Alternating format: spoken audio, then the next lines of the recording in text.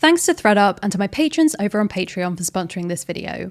Also, by the time it goes live, my book, Here and Queer, will be out in paperback in the US and the UK, and the ebook will be available everywhere. So please check it out if you're interested in a queer girl guide to life that has a ton of 5-star reviews like these already for yourself or for a queer girl in your life. Links will be in the description. So getting harassed or insulted in the YouTube comments is sadly nothing new to me. People calling me stupid or using homophobic slurs, and at this point I just mute a bunch of words and move on.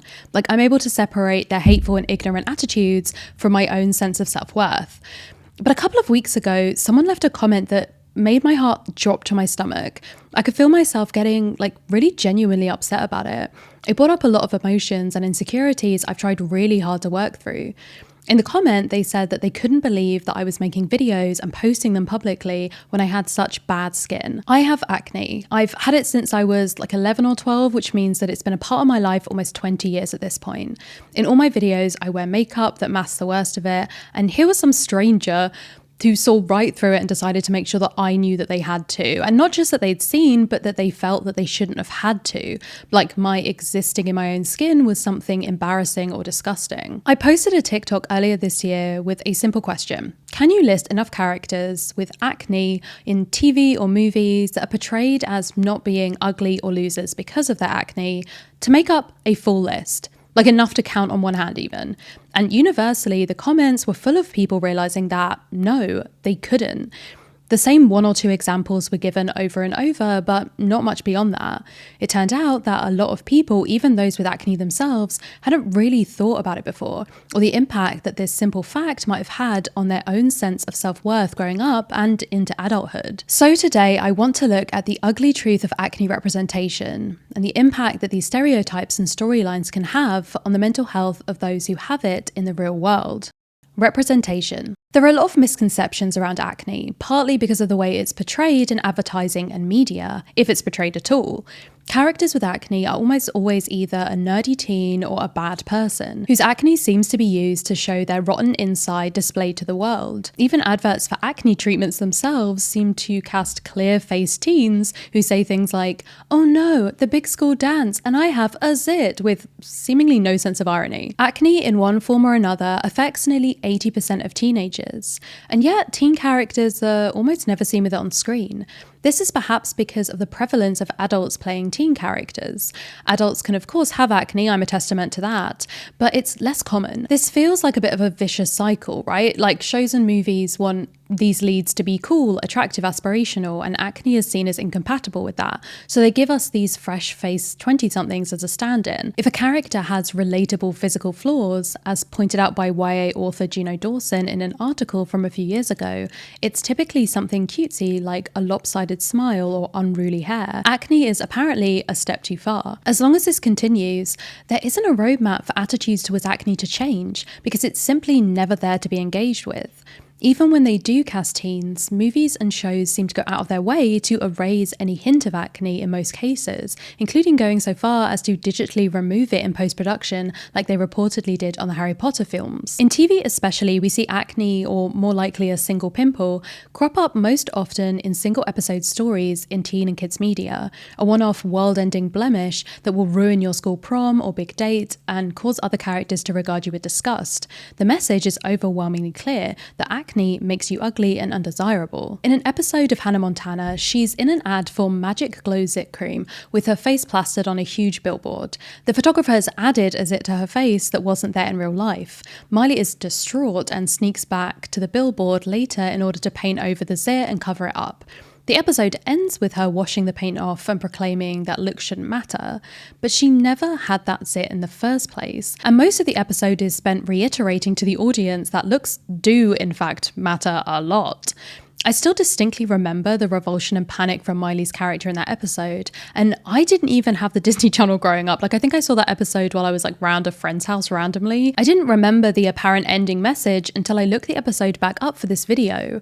All I retained in my mind as a young person was that even one pimple made you unattractive and something you should be ashamed of. There are myriad examples of the myth that acne is due to poor hygiene included in media for kids and teenagers. In reality, those with acne are often some of the most diligent when it comes to skincare because they feel like they have to be, even if their efforts don't seem to make a difference to their skin condition, which has a range of essentially uncontrollable causes from hormones to genetics. In SpongeBob SquarePants, they use barnacles in place of spots and include a storyline where Pearl gets a single barnacle naturally, but ends up making it way worse by using Mr. Krabs' homemade soap that is secretly made from Krabby Patty grease. Similarly, in Teenage Mutant Ninja Turtles, Michelangelo gets a case of shell acne from rubbing a batch of retro mutagen on his skin to try and make him super cool, misreading the label that said super cool. This obviously also crosses into the trope of acne being inherently uncool, like there's meant to be a kind of irony to the idea that his quest to be super cool ends with the most uncool outcome, acne, like a form of cosmic turtle justice. In tween and teen media especially, being uncool or unpopular is often portrayed as the ultimate insult. In one episode of The Simpsons, Lisa gets acne. She screams, she's distraught at the sign that she's in her awkward years, and Marge immediately says that she'll fix her up and teaches her how to apply makeup to cover it up. Eventually, Lisa washes her makeup off in the middle of a popular kid party to reveal that the acne has gone away and that no one cares because her skin is fine now anyway. So all's well that ends well, I guess. Ready or Not, a teen dramedy series from the 90s, included a storyline where one character, Danny, has a problem with acne and his friend Amanda deliberately distances from him due to embarrassment. The episode, by the way, is lovingly called Crater Face. And in an episode of The Fairly Odd Parents, antagonist Vicky is able to wish for anything to punish the main character Timmy, and she goes with turning him into apparently the worst thing she can think of, a pig, with acne. The fact that acne is a bad thing to have, sometimes portrayed as quite literally the worst thing that these characters can imagine, is just a given in these shows. The main characters in the shows are often outside of the actual experience of having acne for a prolonged period, just giving them a taste in like one very special episode as a joke or a lesson and then switching back to clear skin. Or it's to teach them about like empathy or seeing beyond the surface by using side characters instead. Kids and teens seem to very rarely be shown any actual representation of characters like them with acne, where it's either dealt with realistically or seen as no big deal. And then there's the out-and-out villains.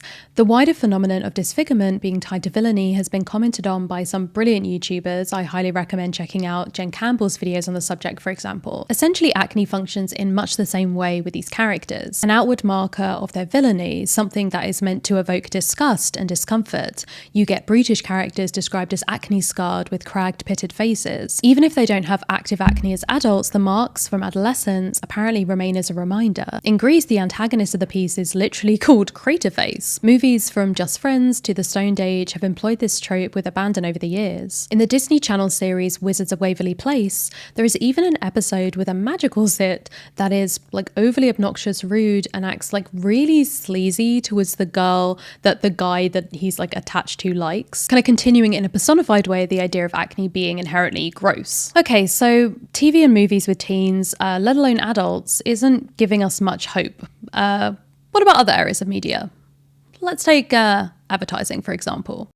Acne and advertising. I remember a lot of celebrity endorsements, particularly of Disney and Nickelodeon type teen and tween stars, towards acne products when I was growing up. Proactive especially was like notorious for this. Still kind of is, with Kendall Jenner announcing a partnership just a few years ago. They had like Justin Bieber doing their ads, Avril Lavigne, Naya Rivera, just this host of celebrities in ads where their skin is always like flawless. Because let's be real, for the most part, you won't see acne in an ad for an acne product, let alone in like brand ads and photo shoots for unrelated products like phones or clothes. There are elements of body and skin diversity in advertising that are slowly getting more traction, but they ultimately serve to enhance the brand's image in some way. For example, giving us plus size models, but it's to show off the clothing size range, or conventionally attractive black and brown models to boast about their inclusive business. But acne isn't something that they can market as either attractive or a selling point of their product, except on the rare occasions in more recent years of giving us models with acne in one or two brand campaigns, where the fact that they have acne is like the whole point of them being included. It's just not something that we see yet casually on models or commercial actors. And here's the thing, you might instinctively at this point be like, well, yeah, because brands are only going to use the most, the most what? The most attractive, the most aspirational, the model that they think looks the coolest, the funnest, the most approachable. Why is acne incompatible with that? And speaking of models, I think it's time that this acne-ridden little ball of chaos did some modelling of her own, thanks to today's sponsor, ThredUp. Yes, I am going to be gracing you with a rapid-fire thrifted lookbook. ThredUp is an online thrift store looking to make secondhand clothes shopping and sustainable choices as easy as possible for everyone involved. I buy a lot of my clothes secondhand because, you know, we love to reuse and recycle while saving money, but being able to do it online with this big catalogue of options made it a lot easier to find clothes that I wanted. And I'm especially into their lookbook outfits feature where you can click on like full outfits that fit your style and it shows you different options for each item that are available. So in case you're now curious about what I got, let's get to the lookbook. Here I am, a light academia lesbian ready for a day reading by the river with a picnic. This look includes 2 items from ThredUp actually, a blouse from Banana Republic and a cute embroidered vest from Miss Dolby, along with some thrifted trousers from my trip to the Lake District. Here is me, kind of Ren fair but make it everyday chic vibes. So this floaty floral top is from Eloquii and is vibing with a skirt that I got at a clothes swap and my mum's trusty belt from the 80s. I am also a sucker for this style of like oversized Little House on the Prairie femme day dresses. This one is from Lisa Marie and is a new go-to for me. And finally, this black dress from Banana Republic that I've been wearing through the video, which is so comfy and stretchy without being too like clingy. And the best thing about it is that I can wear it with the most chaotic purchase that I made on ThredUp, this Halloween vest from Paul Harris that I will be wearing throughout October and honestly all year round. So I saved money on all of the items, but the 2 with the biggest difference were the blouse from Eloquii, which was originally $95 and I got it for $28.99, and the dress from Lisa Marie, which was originally $167, but I got it for $32.99. If you want to give it a go, then you can get 30% off your first order and free shipping with the code ROWAN. I will leave a link in the description. Positive portrayals. There are exceptions to this rule of negative media portrayals, but this is an interesting line to walk, right? Do you unquestionably cast characters with acne in lead roles and then never mention it on screen? That's an aspirational version of representation that ultimately may have gradual trickle-down effect on beauty standards in the long run, but doesn't necessarily feel real or relatable to young people or adults living with the current potential social and psychological effects of the condition. There are episodes of shows like Doug's Huge Zit from the show Doug, where his worrying over a pimple is shown to be totally unfounded as no one even notices at the party he goes to. This message of no one even cares is of very little comfort to people who have experienced very real judgment due to their acne, especially when no other characters seem to have it. When I posted the TikTok asking people to name characters with acne who were portrayed as attractive, the one consistent answer was young royals. In this Swedish hit teen show, our lead heartthrob prince character has visible acne, but it's seemingly never commented on, and he's portrayed in the show as just one of many teens who have acne as part of their lives, including other popular teens. I think the fact that it's been picked up by like so many viewers is a testament to the fact that these things aren't just a case of no one will even notice,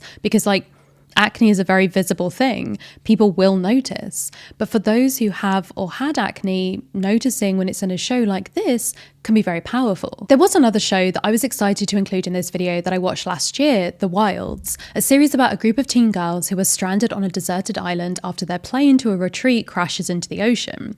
This show had teen girl characters with blemishes both before and during their ordeal, as well as hints at a slightly more realistic toll such an environment might take on their looks than we're used to in these kind of shows, including some pretty gnarly sunburn. It was jarring almost to see the character of Rachel openly with acne scarring across her cheeks and no comments being made about it, especially when she's a character who's seen as like attractive, physically in peak health as an athlete, driven and motivated. But season 2 just dropped and they messed it up a little bit there. So there's a whole episode, B plot in episode 6 of this new season that revolves around how awful it is that one character, Dot, gets a zit while on the island.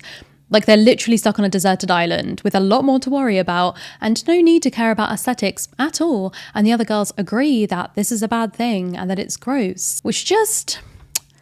It's such a good show otherwise, like I was rooting for you guys. We get a similar ooh gross acne portrayal in I'm Not Okay With This, where Sid confesses to having pimples on her thighs and Stan, instead of telling her that it's not gross, decides to show how gross he is by revealing that he has back acne. She says it's disgusting, and when she shows him hers on her thigh, he says he thinks it's disgusting too, but like in a sarcastic way, like maybe he doesn't actually think it's gross because he fancies her or because it's only a few spots and not her whole back like him. It's honestly kind of weird mixed messages there on whether they, and in turn we, are meant to actually think that this is a gross, embarrassing thing for them to show each other. We also see acne in movies like 8th Grade, which some people have praised for including a lead with spots in how realistic it is for girls that age, which is true, but the movie is specifically portraying a girl who is outside of the popular in-group, who doesn't feel pretty, who is anxious about the way she looks.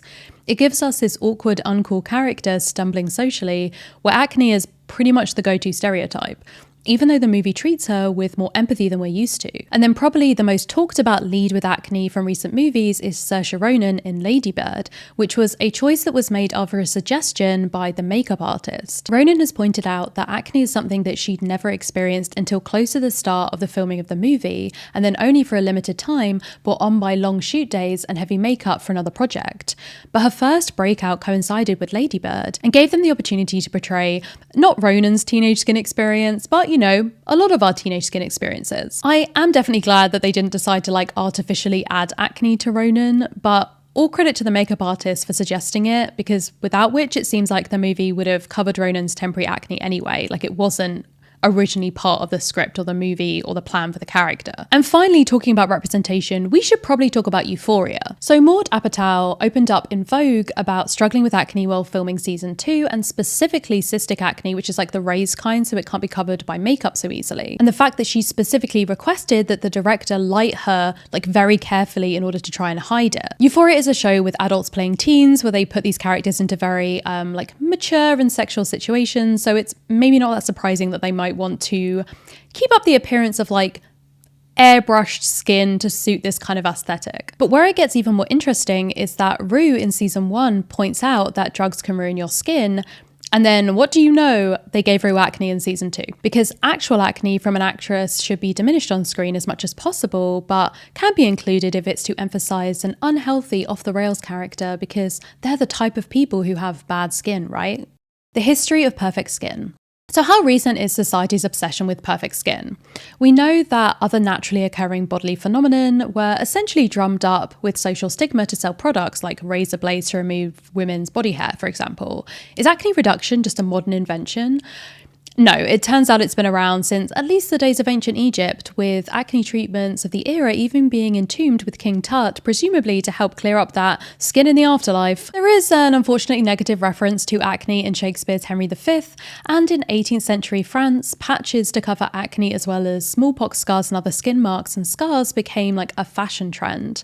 Think about the images of old portraits and statues you see in museums. I don't remember a single one having acne during any of my visits, except for some that were meant to be of villainous characters. Here we go again. In the 1940s, 2 doctors published an article where they said, "There is no single disease which causes more psychic trauma, more maladjustment between parents and children, more general insecurity and feelings of inferiority, and greater sums of psychic suffering than does acne vulgaris." So yeah, not great. Even today, we most often talk about acne with this negative language. Spots and pimples are interchangeable with blemish, imperfection. You want to have clear skin, flawless skin, smooth skin. Our modern experience of acne is also complicated by modern technology. The ease with which we can take and edit photos and filter even live videos means that it's not just celebrities that are seen as perfect, but people around us every day. And this isn't just in our heads, there are real life interactions and consequences of acne that stick with those of us that have it. A few years ago, I was keeled over in a doctor's office with a double ear infection.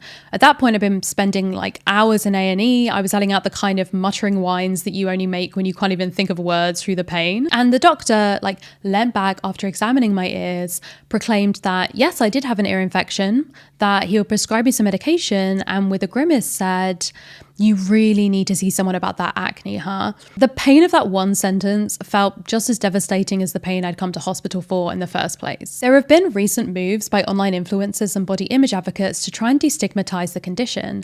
Back in 2015, M. Ford's video about the way people reacted to her acne went viral, and accounts on Instagram and TikTok garnered support from those who love to see people being more open about their skin. But the other side of this small number of skin-focused accounts are more widespread trends that create beauty standards that are unattainable for those with acne. The rise of the no makeup, dewy skin, Glossier brand look, which suggests effortlessly clear skin with foundation formulations that expect that you don't actually need any real coverage. I think that these aesthetics are often tied in with the representation stereotypes, right? The cool girl life is the cool girl look of naturally flawless skin. Like you don't even have to try. But oh my God, how much I have tried over the years. I have been prescribed countless antibiotics, topical gels, facials, even laser treatment. I've seen friends dip in and out of having bad skin, some for a year or two in school, others for a weekend after too many nights of not taking off their makeup before they fall asleep. It's a temporary blip for them. But for a lot of us, it's ongoing. There are more than 1 million users on the skincare addiction subreddit giving advice, sharing their routines, everything from birth control to Accutane. But there is not one cure or treatment that works universally. And for a lot of people, there simply isn't a solution at all. There's nothing they can do that changes it. At least nothing they have access to anyway, because a lot of these treatments are seriously expensive and it takes a long time to try them out, some months at a time waiting to see if they work before moving on to something else. This kind of acne wealth gap means that although anyone can have acne, those with privilege are also more likely to have access to a way of eliminating it, or at least reducing it. Kendall Jenner, for example, who got that acne treatment brand collaboration, did so after her skin began to clear up, after working with an incredible dermatologist and having laser genesis, a form of skin therapy designed to improve skin texture. She talked about how it impacted her in school, saying, "I felt like such an outcast. When I spoke, it was with my hand covering my face." Can you imagine her getting to the supermodel status that she's reached if she was still impacted by not just the physical, but the psychological impact of acne without treatment? I've recently found a treatment that works like okay for me within the last year. It hasn't totally cleared my skin, but it is definitely helping. But it is expensive, and I absolutely know how privileged I am to be able to afford it. But the positive impact on my mental and physical health has been immeasurable. When I was writing this script, that section ended there. But between finishing the script and filming, I had to spend 2 long-haul flights in a face mask, and my acne came back full force. And it's been a very conscious and difficult effort to not spiral for me, and to try and keep the positivity with which I viewed myself when my skin was clearing up. But I'm still very aware of the fact that if this wasn't literally my job with deadlines to hit to be recording this video, I probably would have postponed filming until the flare-up was at its most manageable. I think maybe if you haven't experienced acne yourself, then the idea that it could have an effect beyond being some inconvenience that you just cover up and forget about might be surprising. But the effects of acne on people's own self-worth and the way society treats them is well documented and honestly, pretty depressing. Sense of self. When your face is so tied to your sense of identity, having scars and spots covering it can impact the way that you feel about yourself in a devastating way. Acne is painful, not just emotionally, but physically too. Exposed sores, fat lips, tight skin, lumps that feel like tender bruises. I've had acne so bad around my mouth that I couldn't open it to eat properly, and spots so deep and large on my forehead that they've given me round-the-clock headaches for days. You literally can't forget about it, even when you aren't around other people. It's not just about how you're perceived. For many of us, the fact that we can't control it and that it changes day to day means that there isn't a stable sense of self around it. In some ways, the acne feels embedded but separate to you, like a parasite. It isn't a consistent part of our bodies, but a random collection of bumps, open wounds, and sores that can get better or worse by the hour. It's not a snapshot that we can make peace with. And it isn't just internal doubt that affects those with acne. Myths can be seen to have real-world impacts on everything from their careers to their relationships.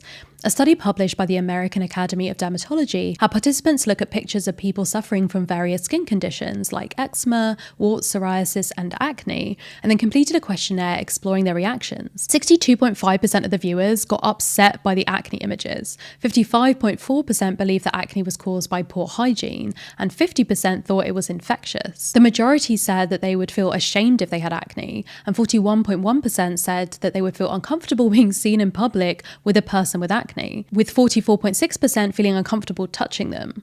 Cleanliness. I cannot count the number of times that I have seen wash your face as unsolicited advice for those with acne online. That it's about being dirty or unhygienic somehow. I would like to think that that was just the work of lone trolls, but studies on the social attitude towards acne suggest otherwise. One study involved both teens and adults who were shown adults of teenagers with and without acne, showing that for the majority of both age groups, acne was the first thing that they noticed about the teen's skin when they had it. Teens with smooth, clear skin were rated higher on every favourable characteristic and lower on every unfavourable one, including being unkempt and unhealthy. Another study with over 4,600 respondents found very similar results, with skin being the first thing participants noticed in faces with acne scars at 41% of the time versus just 8% when viewing clear skin. Those with scars were less likely to be considered healthy and attractive, confident, happy, and successful, also thought less likely to have a promising future. The idea that those with acne are unprofessional, in part due to the idea of it as a teenage condition and the links to a lack of hygiene, are pervasive. One survey revealing that 78% of respondents thought that people with blemishes or acne scars were less likely to be hired based on their appearance. Industry insiders back up this claim, with a hiring manager interviewed recently saying they'll often frame it as looking for candidates who are well-groomed and polished, but in practice that's sometimes more about a particular physical look than it is about polish. And to be clear, employers should recognise that you can have acne and still be well-groomed and polished. Mental health. Suffering from acne is inherently both psychological and physical, and the way that your sense of self, the feeling of identity you have from your face and body, can be overtaken by acne cannot be underestimated. The physical sensations of pain, tightness, dry or oiliness are constant reminders of the acne itself and what other people can see.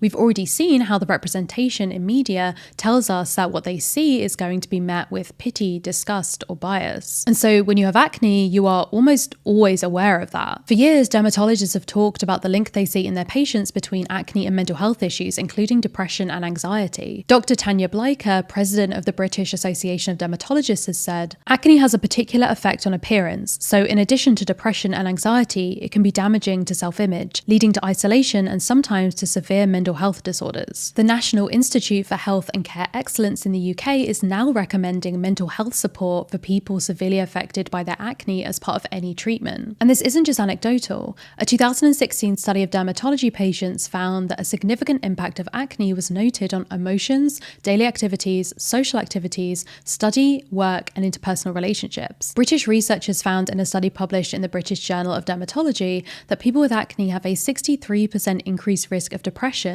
during their first year of acne compared to those without it. And acne has a substantial impact on a person's mental health. This has the potential to impact across people's lives. One study of over 600 school children with acne found that adolescent girls were more vulnerable than boys to the negative psychological effects of acne, and anxiety levels were higher, seemingly tying in with wider social pressures put on girls' appearances. They found that this often then affected their social and academic experiences of these teenagers in critical years of their lives to what they can pursue in the future. I know that personally, my mental health issues have absolutely been exacerbated by my skin. When I was at my worst in terms of depression and anxiety at university, there are no pictures of me from that time online. I would not allow them to be taken. If I was in the background of pictures, I would have both my hands covering my face. I would hate going out in public. And even now when I'm on public transport on the train, I can't help this kind of compulsive habit of looking at other people around me and always noticing that they have clearer, better skin than me, and trying to deal with those feelings of sadness within my own perception of myself is something that I am constantly working on. Let's just say that.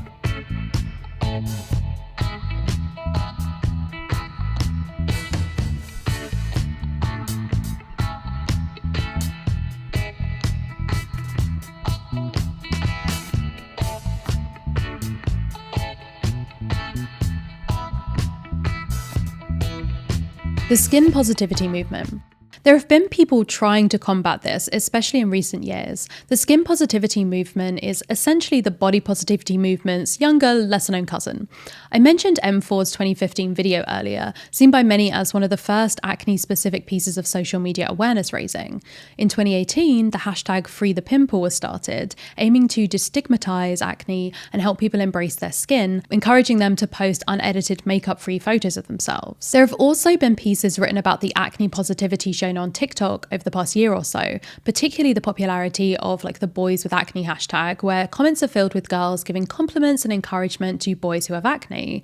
The same, perhaps tellingly, hasn't appeared in videos with girls. According to a psychodermatologist, Dr. Alia Ahmed, who specializes in skin and mental health, we're seeing a community of girls actively trying to rewrite the rules of acne perception here, but it isn't being reciprocated. I think women and girls are trying to make men feel better about themselves here, but it's usually at a personal cost because nobody is doing it for them. Even guys on the hashtag itself have commented on the phenomenon, one pointing out the double standard in an interview. If the video is a girl with acne, I've noticed that it's always guys leaving rude comments, and it's the opposite on guys' videos. The comments are often very positive and lift them up. As with many of these movements, brands have now gotten involved. We have aesthetic pimple stickers from companies like Squish and Starface, although I've most often seen them in photos where the person using them is able to cover their blemishes with like only 3 or 4 of the patches. A lot of these brands' own feeds have like models with only one, like a single beauty spot in days of old. So essentially it's like acne rep without actually having to see the hideous acne after all.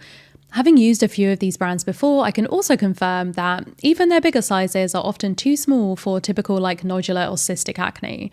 It feels like they're trying to make acne cutesy and aesthetic to a point, and then it's like, okay, that's actually not cute anymore. We've also seen a lot of, let's say, undue praise heaped on celebrities over the past few years in articles like one I found in Women's Health magazine, where they talk about how brave these celebrities are for posting photos in this like internet trend that was going around with their smooth, even textured, even colored, otherwise perfect faces with just like a few spot cream dots on them. These celebrities will gladly pose for, carefully PR'd social media shots, but we are never going to see them makeupless and acne-filled on the red carpet if they can help it. There seems to be this fawning or cutesifying of people with 1 or 2 pimples, while people with acne are still suffering the very real effects inside and out. The question a lot of people are asking is, should we throw aside skin positivity and instead be aiming for skin neutrality? I don't need to think of my skin as beautiful. I don't need to love my acne. I just need to not think about my skin at all, to feel neutral about it. Because for one thing, positivity is not always possible. And not being able to love the skin you're in and post selfies shouldn't make you feel like a failure on top of your skin condition. There's this argument that goes around about the use of makeup, with people, especially women, defending wearing it by saying that it's an art form or self-expression, essentially trying to divorce using it from any kind of social pressure or expectations. And I'm sure for some people, it is an art form, it is self-expression, but for me, makeup gives me the ability to reveal the real me to other people rather than it being about covering up, because for me, the real me is my personality, my thoughts, my behaviors. I am not my skin, I am not my acne, I'm not the stereotypes and negativity that people statistically, as we've seen, will be projecting onto me if they see my acne. Using concealer or foundation is absolutely about how other people see me, because we don't live in a world right now where me deciding my acne shouldn't matter will make a difference to the way I'm treated and perceived. The comments about my skin on here that I talked about at the start are only proof of that. This whole topic of acne is one that I am still struggling with. Not just the acne itself, but also the way that I think about it and the way that I think about myself. But ultimately, I think that individual positivity or even neutrality doesn't actually help the socially embedded issues that we've talked about through this video. It doesn't solve the full range of problems that people with acne can face. And we know that the perception of them from others does damage, as well as their own internal perception of themselves. Until there is a much wider examination and discussion around acne and other skin disorders that can start to make people question and reject the stereotypes and subconscious biases that we have, all the no makeup selfies in the world are never going to be the answer. So thank you for watching. I would love to know what you think in the comments, and thanks once more to my patrons on Patreon and today's sponsor ThreadUp. Don't forget you can get 30% off your first order and free shipping with the code ROWAN. I will also leave links to my book Here and Queer and my social media so you can find me all over the internet, and until I see you next time, bye.